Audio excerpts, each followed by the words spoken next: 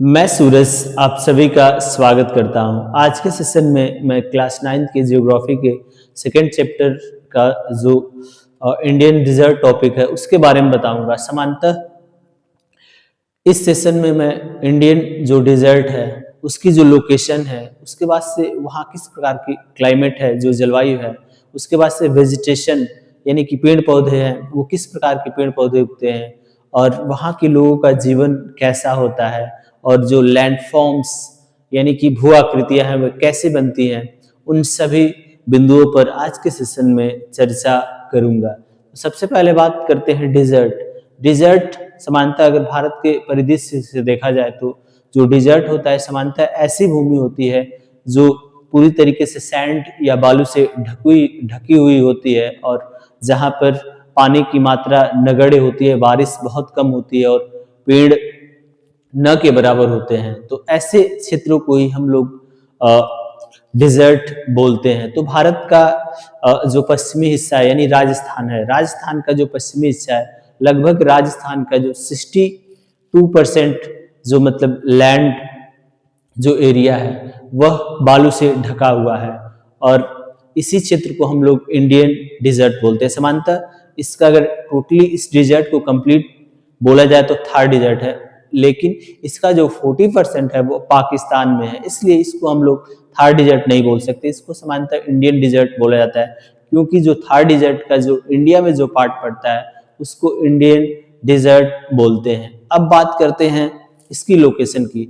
अगर थार डिजर्ट के लोकेशन की बात की जाए तो सामान्यतः भारत के जो 4 राज्य हैं इसके अंतर्गत आते हैं, यानी कि इन चारों राज्यों में जो इंडियन डिजर्ट है फैला हुआ है। पहली चीज जो राजस्थान है उसमें, तो राजस्थान का जो 64% जो एरिया है उसमें फैला हुआ। उसके बाद से इसके अलावा अन्य जो राज्य है, पंजाब है, उसके बाद से हरियाणा है, उसके बाद से गुजरात है। ये ऐसे राज्य हैं, इन सभी राज्यों में यह फैला हुआ है। अब बात करते हैं लोकेशन के बाद दूसरा पॉइंट है क्लाइमेट। क्लाइमेट की बात की जाए तो सामान्यतः क्लाइमेट अगर कोई भी जगह है, अगर वहाँ पेड़ ना हो, पानी की मात्रा कम हो, तो उससे आप खुद ही अंदाजा लगा सकते हैं कि वहाँ क्लाइमेट कैसा होगा। यहाँ औसतन जो तापमान होता है वो 38 to 45 होता है। इसका अंदाजा आप लगा सकते हैं कितना भीषण गर्मी पड़ता है। तो यानी कि ये बहुत गर्म जगह है, और रात बेशक ठंडी होती है लेकिन यहाँ बहुत ज़्यादा गर्मी पड़ती है, और यहाँ सरवाइव करना लोगों के लिए बहुत ही दूभर होता है। जो पानी इकट्ठा करना या जो भी बुनियादी कार्य है पानी के माध्यम से होता है उसको करना बहुत ही मुश्किल है।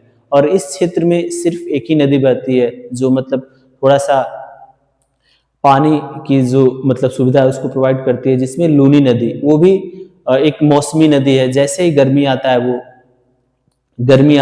वो भी सूख जाती है। अब बात करते हैं लैंडफॉर्म्स। लैंडफॉर्म्स आपने सुना होगा, लैंडफॉर्म्स यानी भू आकृति।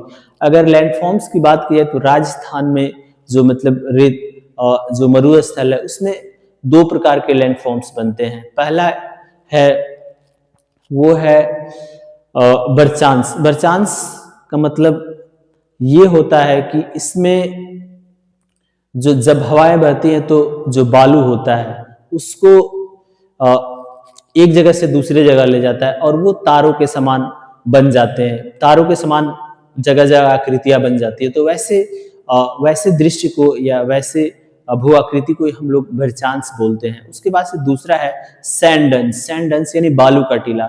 जब हवाएं बहती हैं मरुस्थलीय क्षेत्रों में तो वह जो बालू होता है, सैंड होता है, वो एक जगह से उसको उड़ाकर या कैसे भी करके वो दूसरे जगह ले जाता है, और वहाँ बहुत सारा बालू का जो घेरा इकट्ठा हो जाता है पहाड़ के समान।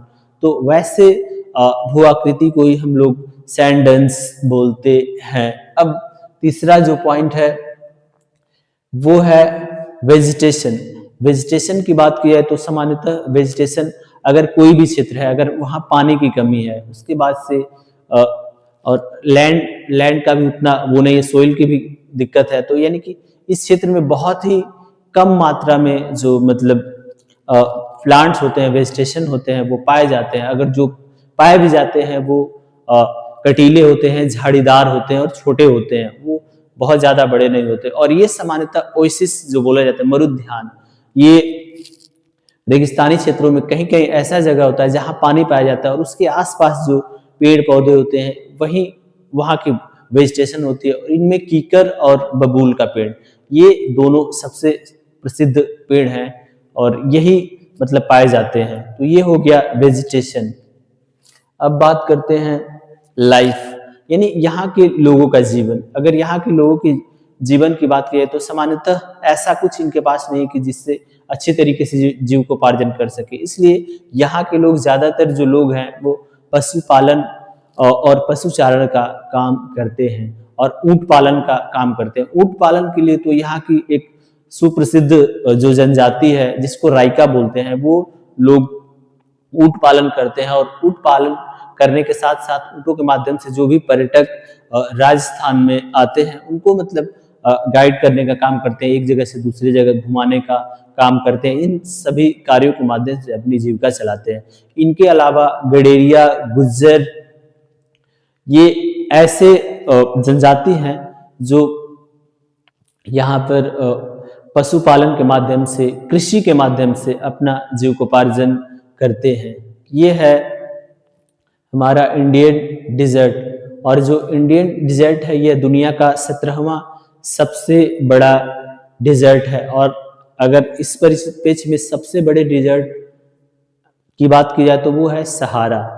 Thank you.